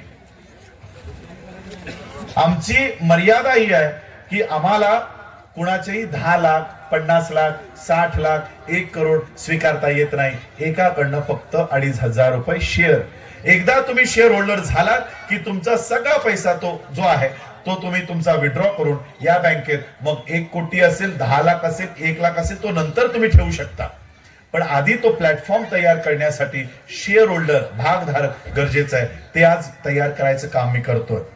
येणाऱ्या काळात ही बँक आमच्या IAS ऑफिसर्स तयार करण्यासाठी, डॉक्टर्स तयार करण्यासाठी, इंजिनियर तयार करण्यासाठी एज्युकेशन लोन या बँकेतनं दिलं जाईल. आणि आमचे उद्योजक तयार करण्यासाठी अडाणी अंबानीला जसं SBI लोन देते आहे तसंच ही बँक आमच्यापैकी लोकांना उद्योजक तयार करेल. अशा पद्धतीचं काम या बँकेच्या माध्यमातून होईल. आणि हीच बँक वर्ल्ड बुद्धिस्ट युनिव्हर्सिटीला फायनान्स करून जगातल्या बौद्धांचा पैसा या बँकेमध्ये येईल आणि हीच बँक या वर्ल्ड बुद्धिस्ट युनिव्हर्सिटीला फायनान्स करेल. अशा पद्धतीचं नियोजन घेऊन मी चाललेलो आहे. म्हणून यामध्ये आपण सगळे सामील व्हा. आज आपण मला बाबासाहेबांचा वंशज म्हणून, बाबासाहेबांचा परिवाराचा सदस्य म्हणून ऐकण्यासाठी, बघण्यासाठी आपण सगळे आला. बाबासाहेब आंबेडकरांचं ज्यावेळेस महापरिनिर्वाण झालं त्यावेळेस बाबासाहेब 4 खात्याचे मंत्री राहिलेले होते. आज तुम्हाला सगळ्यांना माहित आहे की आज साधं कोणी सरपंच जरी झालं तरी एकाच टर्म मध्ये तो इतका पैसा संपादित करतो की 7 पिढ्यांना पुरेल एवढा पैसा तो एकाच टर्म मध्ये, जमिनी, कॉन्ट्रॅक्ट, एवढा पैसा एका टर्म मध्ये घेतो. नगरसेवक, आमदार, खासदार तर वेगळा. बाबासाहेब 4 खात्याचे मंत्री राहिले होते. 4 खात्याचे मंत्री राहिले असूनही ज्यावेळेस त्यांचं महापरिनिर्वाण झालं त्यावेळेस त्यांच्या बँकेच्या खात्यात किती रुपये होते माहित आहे? 15,000 रुपये 234 15,234 रुपये 27 पैसे. 15,234.27. काही लोक मला विचारतात 4 खात्याचे मंत्री राहिलेले बाबासाहेब, त्यांच्या खात्यात एवढे कमी पैसे कसे? बाबासाहेबांची संपत्ती कुठे गेली? आज मी तुम्हाला सगळ्यांना बाबासाहेबांची संपत्ती जाहीर करतो. आज या मंचावर असतील, माझ्या समोर असतील, या गावातनं असतील, वर्धेतून असतील, महाराष्ट्रातून असतील, देशातून असतील, जे IAS झाले, IPS झाले, डॉक्टर झाले, इंजिनियर झाले, प्रोफेसर झाले, लॉयर झाले, 10वी पास झाले, 12वी पास झाले, ही आहे बाबासाहेब आंबेडकरांची खरी संपत्ती. हे कमावलं बाबासाहेब आंबेडकरांनी. आणि म्हणून मला बाबासाहेबांच्या पैतृक संपत्तीतून वाटा नको. मला ही जी बाबासाहेबांनी कमावलेली संपत्ती आहे त्यातून मी माझा हिस्सा मागायसाठी आलोय. तुम्हाला जर साथ देता आली तर मला साथ द्या, वेळ देता आली तर वेळ द्या. गावागावामध्ये जाऊन मला या बँकेचे शेअर होल्डर्स तयार करायचे. त्या कामासाठी जर तुमचा युथ पुढे आला, या गावातली लोकांनी जर जबाबदारी घेतली की या गावात जितकेही बौद्धांची घरं आहेत त्या बौद्ध घरामध्ये जाऊन प्रत्येकाचा शेअर तयार करण्याचं काम, त्याचं शेअर सर्टिफिकेट तयार करण्याचं काम, त्याचा शेअरचा फॉर्म भरण्याचं काम मी हाती घेतो. अशी मुलं माझ्याकडे द्या, अशी लोक माझ्याकडे द्या. अशा पद्धतीने मी मागणी करतो की एवढा तरी अधिकार माझा या समाजावर आहे. बाबासाहेबांचा वंशज म्हणून एवढा तरी अधिकार माझा तुमच्यावर आहे. हे काम मला बाबासाहेबांचं पूर्ण करण्यासाठी हे तुमचं साथ सहयोग द्या. या गावातली एखादी कमिटी मला द्या, जेणेकरून मी हे सगळे शेअर्सचे फॉर्म तुम्हाला देऊन जाईल आणि मग तुम्ही सगळ्यांचे हे फॉर्म तयार करून विशाल भाऊंना द्या किंवा आमचे नीरज भाऊ आहेत त्यांच्यापर्यंत सुपूर्त करा. प्रत्येक बौद्धाचा 18 वर्षावरील असलेला बौद्धाचा शेअर हा गेलाच पाहिजे. माझ्या एका कार्यक्रमात एक तहसीलदार होते, आमच्याच बौद्धांचे तहसीलदार होते. त्यांनी गावात फरमान सोडलं की कोणत्याही घरी चहा पाण्याला जायचं असेल तर आधी त्याला विचारायचं की आंबेडकर बँकेचा शेअर तुझ्याकडे आहे का? तुझ्याकडे शेअर असेल तरच मी चहा पाण्याला येईन, शेअर नसेल तर तुझ्या घरी चहा प्यायला पण येणार नाही. मुलगी द्यायची असेल तर आधी विचारायचं तू आंबेडकर बँकेचा शेअर होल्डर आहे का? मगच मी तुला माझी मुलगी देईन किंवा तुझ्या घरी नाते जे काही आपण करतो रिलेशन्स त्या पद्धतीने आम्ही देवाणघेवाण करू. असा नियम त्यांनी मला वाटतं हिंगोलीमध्ये लागू केलाय की कोणीही एकमेकांच्या घरी जात असताना आधी विचारतो की आंबेडकर बँकेचे शेअर्स तू घेतलेच का? मी तुम्हाला बंधनकारक करणार नाही, पण मी तुम्हा लोकांना हेच विनंती करेन की आज तुमच्याकडे प्रत्येकाकडे आधार कार्ड आहे. काय माहिती आहे आधार कार्ड? माझ्याकडे पण आहे. या आधार कार्डची सगळी माहिती कुणाकडे आहे? मोदीकडे. ह्या आधार कार्ड या 444 12 अंकी नंबरवर, या नंबरवर तुमचं बँक अकाउंट जुळलेलं आहे, या नंबरवर तुमचं रेशन कार्ड जुळलेलं आहे, तुमचं पॅन कार्ड जॉईन आहे, तुमच्या घरात किती गॅस आहे ह्या एका नंबरवर कळतो, तुमच्या घरामध्ये एसी आहे का, टीव्ही आहे का, किती आहे ते सगळं या नंबरवर कळतं, तुम्ही फ्लॅटमध्ये राहता की घरामध्ये राहता ते या नंबरवर कळतं. तुमची संपूर्ण माहिती या 12 नंबरमध्ये संपूर्ण माहिती आहे. बँक किती खाते आहेत, त्या बँकेत किती रुपये आहेत, सगळी माहिती या आधार कार्ड मधून नरेंद्र मोदीकडे आहे. आता नरेंद्र मोदी तुमचा दुश्मन की दोस्त याच्यातनं निवडायचं झालं तर काय, कोणत्या कॅटेगरीत टाकाल? दुश्मन मध्ये. म्हणजे तुमच्या घराची माहिती, तुमची संपूर्ण माहिती तुमच्या दुश्मनाच्या ताब्यात आहे. तुमची इत्तंभूत माहिती दुश्मनाच्या ताब्यात आहे आणि मित्राकडे काही नाही. आणि म्हणून त्यांनी घराघरामध्ये येऊन ही आधार कार्ड तयार केले. त्यांच्याकडे संपूर्ण यंत्रणा होती, संपूर्ण देश त्यांनी या कामाला लावला. आम्ही लाईनीत उभं राहून डोळे मोठे मोठे करून आम्ही आमचीच माहिती दुश्मनाला देत होतो. आमच्याकडे ती व्यवस्था नाही. आम्ही काय देशातल्या सगळ्या लोकांना कामाला लावू शकत नाही. आणि म्हणून मला घराघरापर्यंत जायचंय, लोकांपर्यंत जायचंय.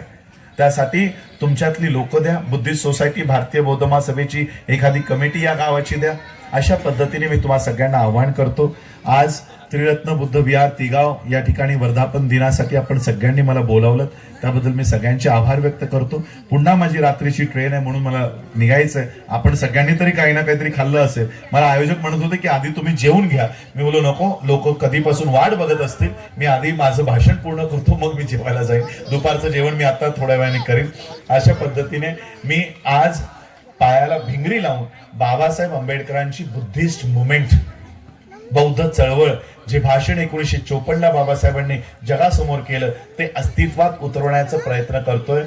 मी तुम्हाला तरुणांना सांगेन, आता राजकारणाचे वारे वाहू लागतील देशामध्ये. हे झेंडे हातात घेण्यापेक्षा कोणते झेंडे घेणार माहिती?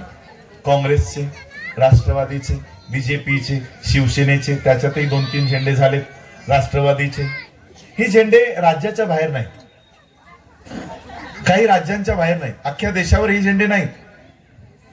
हे काही राज्यांपुरते मर्यादित असलेले झेंडे स्वतःच्या हातात घेऊन त्यांची चळवळ, त्यांची व्यवस्था वाढवण्याऐवजी बाबासाहेब आंबेडकर जाता जाता हा 135 देशांवर फडकणारा धम्मध्वज आमच्या खांद्यावर देऊन गेलेत. तो धम्मध्वज हातात घ्या आणि बाबासाहेबांची बौद्ध चळवळ ही मजबूत करा. एवढंच आजच्या प्रसंगी सांगतो आणि थांबतो. आपण सगळ्यांनी मला इथे मान सन्मान दिलात, आयोजकांनी मान सन्मान दिला, त्याबद्दल मी सगळ्यांचे आभार व्यक्त करतो. आणि आपण सगळ्यांनी मला इथे शांतपणाने ऐकलं त्याबद्दल आपल्या सगळ्यांचे आभार व्यक्त करतो आणि थांबतो. जय भीम, नमो बुद्धाय.